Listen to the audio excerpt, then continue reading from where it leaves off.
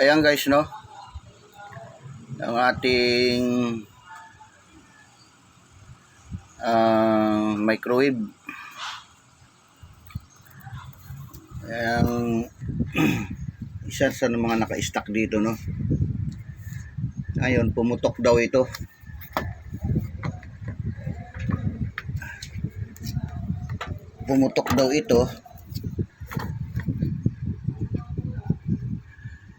Hindi natin alam kung ano ang dahilan. O di naman overuse to kasi may timer naman. May timer naman siya, no.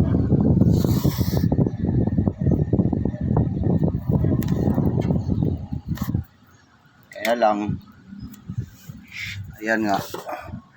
Ito kasi guys, pag sinaksak mo, pag naka-unplug na, naka-ano na siya, nakasaksak na, kasi naka-plug in siya, automatic may ilaw dapat yan, yung gilid na ito. Kaya lang wala guys, no. Ngayon yan ang ating subukang, yan natin subukan na bubuksan kung ano ang magiging problema. Thermal fuse lang din naman ito.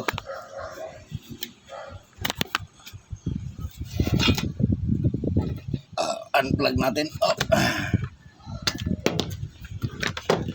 para kita natin.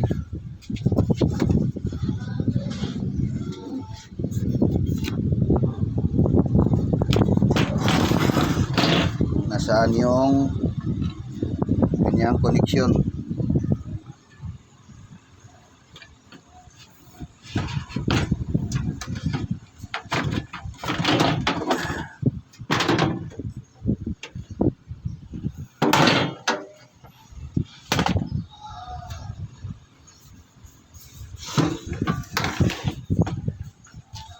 Yan guys, no. Ito kailangan natin may tester kung anong nangyari.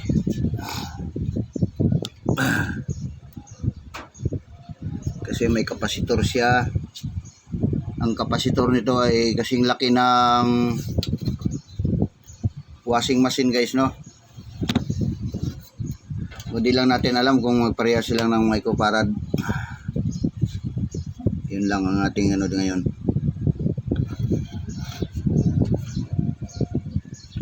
Yun ang ating kakalasin. Kasi ito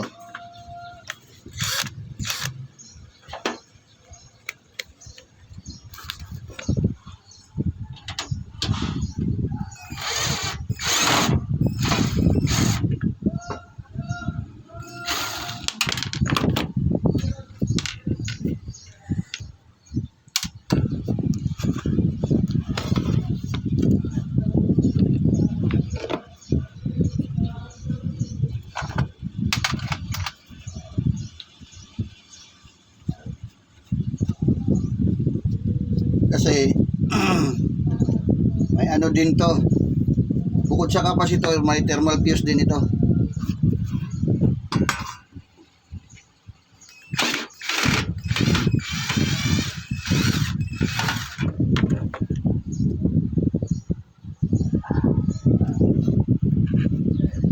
Mayroon din siyang kapasitor.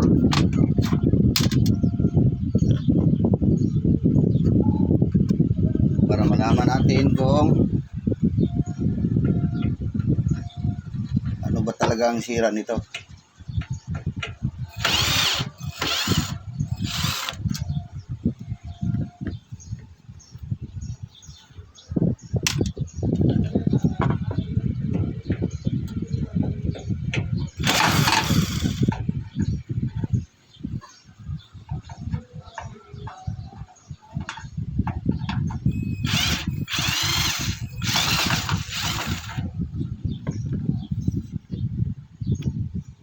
Yan guys, no, para malaman naman natin. Tester natin ang mga laman loob nito. Kasi hindi raw siya uminit.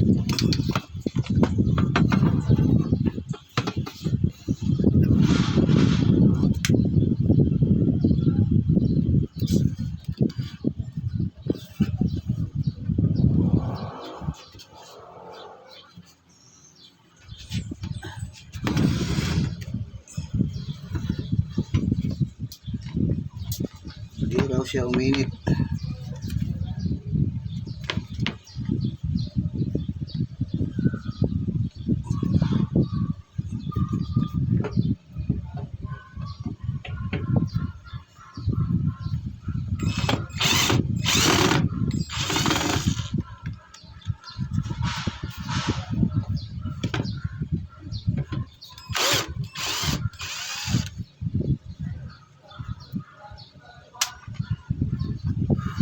Ano ang sanhi ng kanyang problema?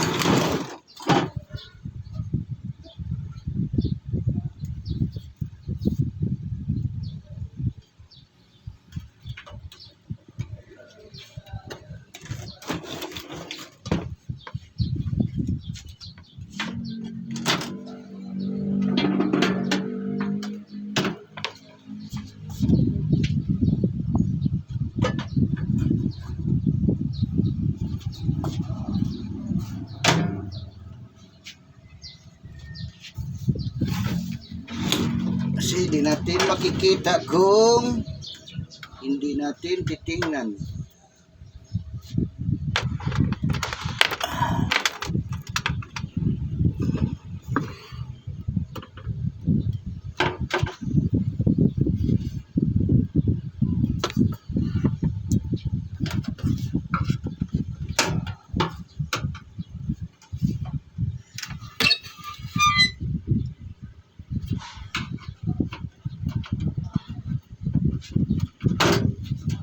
Yan guys, no?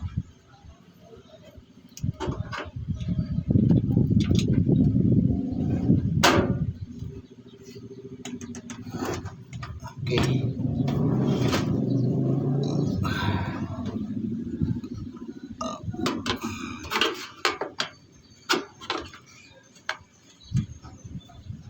Ano ang kaniyang problem?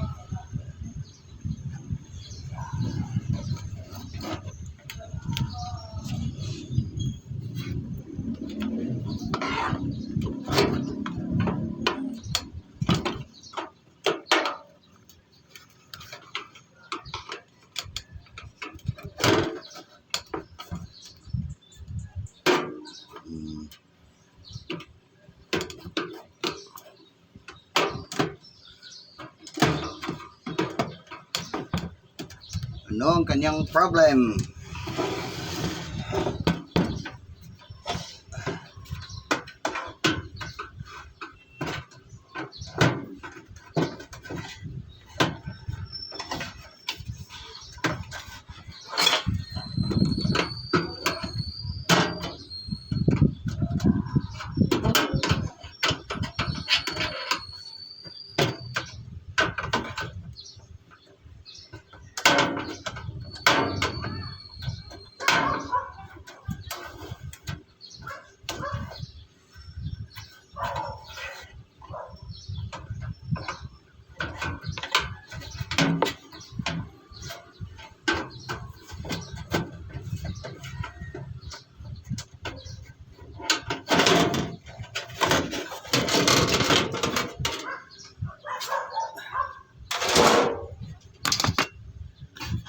Ayan guys, no?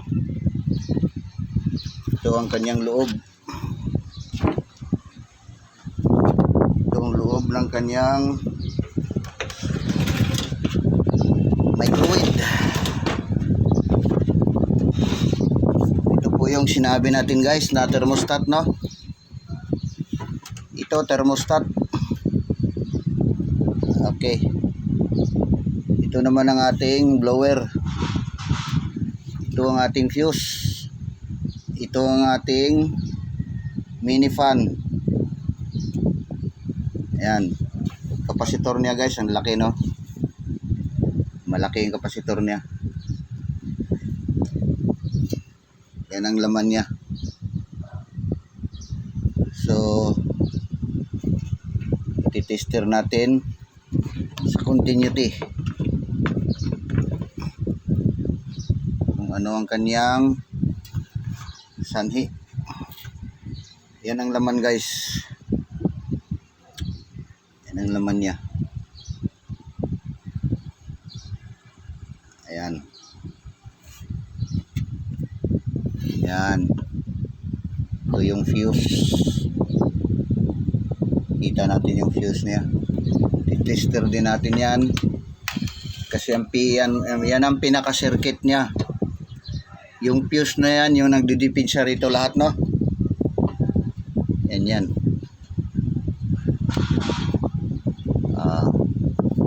Maganda ngayon ang model ngayon, no? Hindi kagaya ng old model. Kakalasin ko rin guys yung isa kong lumang kasi 3 piraso yun. Isa lang muna kakalasin ko.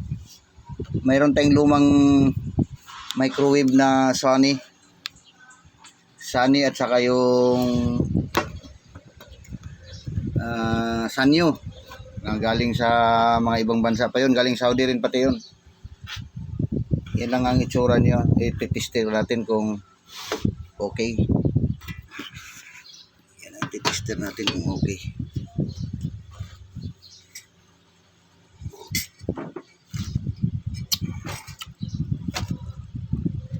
So, gagamit tayo ng continuity. Ayan. Ilalagay natin sa ayan ang continuity natin. Pwede ka gumamit ng continuity guys pag ganito. Ganito yung number niya. Huwag lang dito kasi sa bolt yan eh. Ibig sabihin nakasaksak tapos ititester mo yung mga visa. Sa mga bolt yan. Ito naman sa ohms, mga transistor, diode. Ito naman sa lahat ng kapasitor. Kasi maraming itsura ang kapasitor, maraming klase. Ngayon ibalik natin sa continuity, no. Okay siya. Unahin natin guys yung fuse, no. Yung fuse yung unahin natin.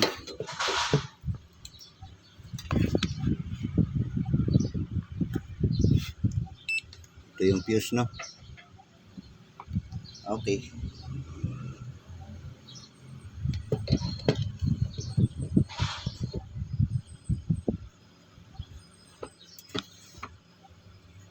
Unahin natin yung fuse.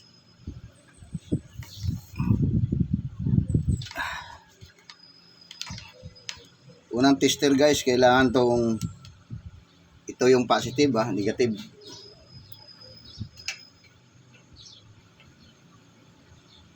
Okay guys, no. Nagpapangsyon siya, may continuity, no. Okay. Okay naman siya. Ngayon guys, gumulong na to, bumagsak. Baka mayroon tayong electrical wiring ang naalog. Okay. Okay siya guys, no. Balik ta rin. Okay. Okay siya. Ngayon ito yung bagay guys, ang mga ngayon, mga Hanabishi ngayon.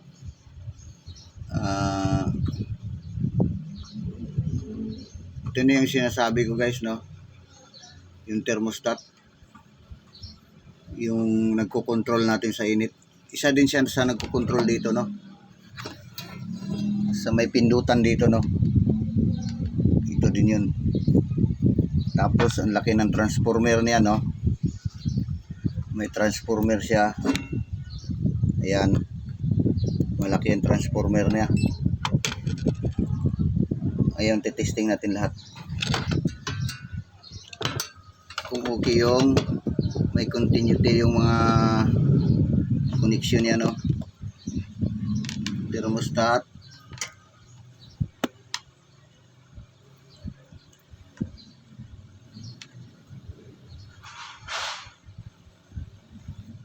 Thermostat, no?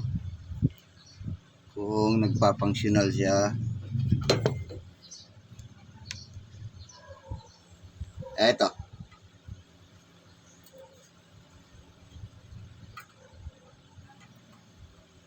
Okay siya guys, no? Hindi magpa-function yan kasi hindi naman nato nakasaksak. Hindi naman kasi volt yung tinitester natin, continuity. Kung DC voltage, yan pwede natin yung guys, ibig sabihin hindi siya sunog. Kasi pag ito sunog na, ibig sabihin tumawid na yan. Okay. Kaya lang, yung sa pag-tester kasi ng mga pisa, kailangan maintindihan mo rin, no? Alin talagang totoong may problema, no? Okay. Tapos itong ating microwave. Ito yung pinaka-heater natin, no? Yung pinaka-heater natin.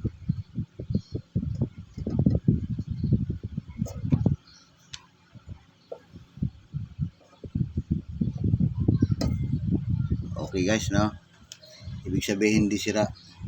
Kasi kung may continuity ito, matik sunog na to. Ibig sabihin karugtong na siya, na hindi naman naka-on, sunog na siya. Ngayon, tinister natin walang continuity. Ibig sabihin okay. Kasi bumagsak daw ito sa patungan, no? Yun lang muna guys, no? Maya-maya na lang yung ano. Nahirapan ako, walang taga-video. Yun lang ang laman ng loob niya guys, no? Ayan siya. Ito yung transformer niya, no? Ayan ang transformer niya, high voltage danger, no? Laki ng transformer niya guys. Ayan. So ito kasi package to, galing yung kamag-anak ng misis ko na nasa London. Ito mga package ito. Titester ko muna guys. Hindi kasi yung video ko kasi hindi kaya ng cellphone ko na mahabang mababang nilalang lang po yung cellphone ko guys, no? Kaya ayun, ititester muna natin ng maigi. Titester ko rin, ipapakita ko rin mamaya kung ano talaga yung sira, no? Para makita natin ba't ayaw niyang gumana. Okay, magtitester muna tayo guys.